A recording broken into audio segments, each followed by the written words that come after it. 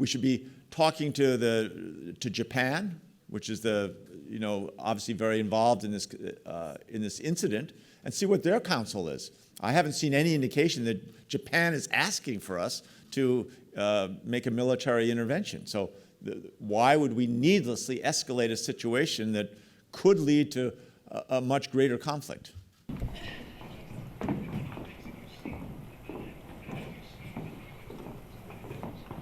Is a room full of people elected.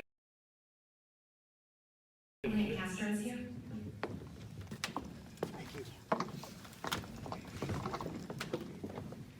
Hey, y'all.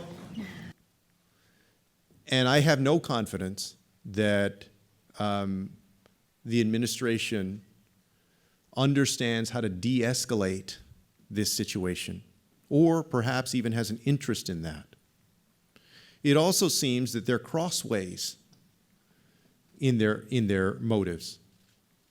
And my hope is that the cooler heads in the administration will prevail, that we will engage in every bit of diplomacy that we need to ensure that we don't go into a needless war with Iran.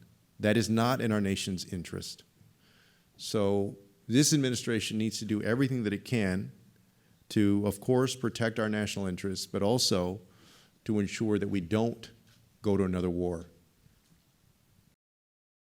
We are very close. It looks like we are 10 minutes away from taking a strike against Iran and possibly going into another endless war in the Middle East. So we should directly negotiate with them, de-escalate the tension, but also earnestly show a desire to get back into a nuclear agreement. The best way to take on Iran's human rights abuses, their terrorism funding around the world, and their development of ballistic missiles is to not have them able to use a nuclear weapon.